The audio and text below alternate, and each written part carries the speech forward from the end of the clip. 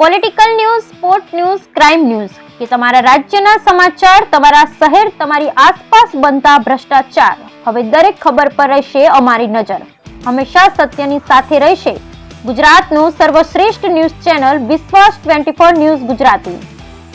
ડભોઈ નગરપાલિકાની જૂની બિલ્ડિંગમાં આજરોજ પાલિકાની છેલ્લી સમગ્ર સભા 24 વિષયો સાથે પ્રમુખના અધ્યક્ષસ્થાને મળી, જે પૈકી ભાડા વધારાને લગતા 3 વિષયો મુલતવી રાખવામાં આવ્યા. આ સમગ્ર સભાની શરૂઆત દેશના પૂર્વ પ્રધાનમંત્રી ડોક્ટર મનમોહન સિંહના અવસાનને લઈ શોકગ્રસ્ત ઠરાવ પસાર કરી કરવામાં આવી હતી. ડભોઈ નગરપાલિકાના જૂના બિલ્ડિંગમાં આજરોજ પાલિકા પ્રમુખ બિરેન શાહના અધ્યક્ષસ્થાને છેલ્લી સમગ્ર સભા બોલાવવામાં આવી. આ સમગ્ર સભાની શરૂઆતમાં દેશના ભૂતપૂર્વ વડાપ્રધાન ડોક્ટર મનમોહન સિંહના અવસાન બદલ કુદરત ઠરાવ પસાર કરવામાં આવ્યો. ત્યારબાદ સમગ્ર સભામાં 1 થી 26 ઠરાવોને બહાલી આપવામાં આવી હતી.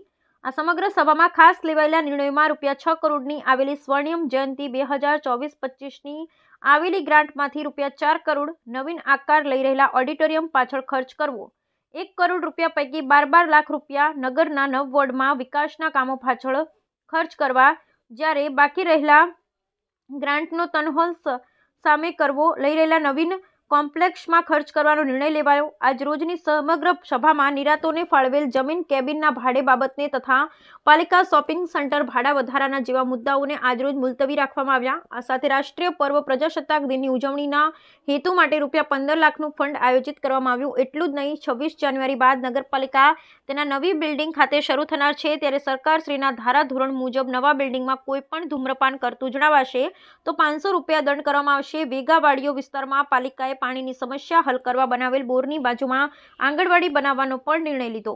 પાલિકામાં હાલ કામનો બોજો વધુ હોવાથી ટીપીઆઈ કંપની એક જ કાર્યરત છે, તે પહોંચી વળતી નથી અને બીજી પણ ટીપીઆઈ કંપનીને એજન્સી આપવાનું પણ નક્કી કરવામાં આવ્યું છે. જોકે તમામ વિષય પર શાંતિપૂર્ણ રીતે નિર્ણય લેવાયા. આજે જોતા આજરોજની જૂના બિલ્ડિંગની અંતિમ સભા શાંતિપૂર્ણ રીતે પસાર થઈ. હવે આગામી સભા નવા બિલ્ડિંગમાં બોલાશે.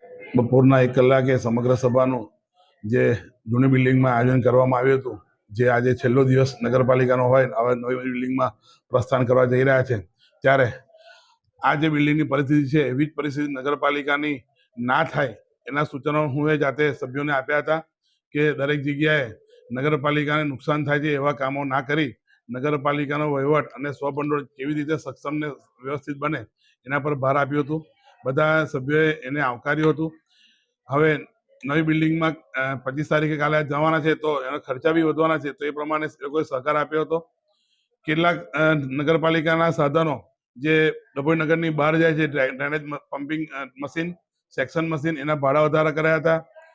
નગરની અંદર કેટલાક મશીનોનો ઉપયોગ થાય છે જે પ્રજા માટે, એના ભાડા નક્કી કર્યા હતા, જેમાં જેસીબી, ડીજી સેટ અને બીજા સેક્શન મશીન, ગટરના મશીનોનો ભાડા વધારો કરવામાં આવ્યો હતો. પાણીના ટેન્કરનો વધારો સર્વાનુમતે કરવામાં આવ્યો હતો ને જેમાં બધાએ પૂરેપૂરો સહકાર આપ્યો હતો.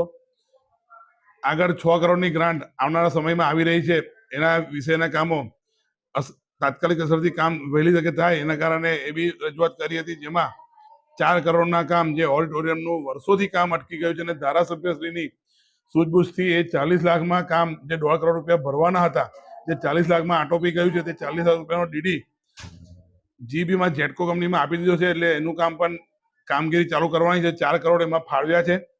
₹1 કરોડ વોર્ડ વાઇઝ 10 લાખ રૂપિયા કામ કરવાનું મંજૂરી આપી છે અને બીજા 70 થી 80 લાખ રૂપિયા જનરલ કામ અને 30 લાખ રૂપિયા ઓડિટોરિયમની સામે જે જગ્યા છે, ક્રિકેટનું ગ્રાઉન્ડ વાપરે છે, ત્યાં નગરપાલિકાનું નવીન શોપિંગ સેન્ટર માટે ફાળવવામાં આવ્યા છે.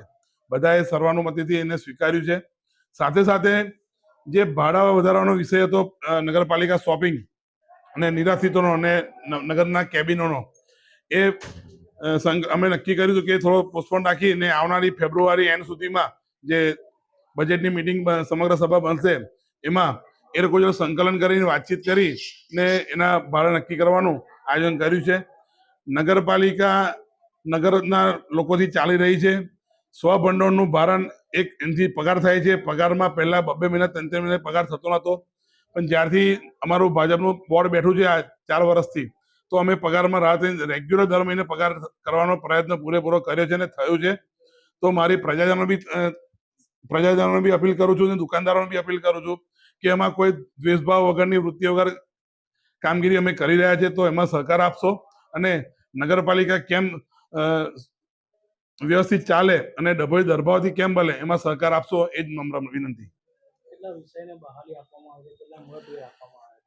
24 વિષયો હતા, જેમાં 3 વિષયોને બહાલી નથી આપી, બીજા વિષયો બધા ચાલી ગયા છે, જે આવતી સમગ્રમાં એટલે કે ફેબ્રુઆરી એન્ડ સુધીમાં કાં તો માર્ચના પહેલા વીકમાં એ ભાડાના વિષયો લેવાના છે, જેમાં નગરપાલિકા શોપિંગ, નિરાશ્રિતોના સિંધી સમાજના જે ભાડા દુકાનો છે જે ભર બજારમાં છે તે, અને નગરપાલિકાના બેંક ઓફ બરોડાની બાજુમાં જે બિલ્ડિંગ છે એના ભાડાનો ઉલ્લેખ ત્યાં કરવામાં આવશે.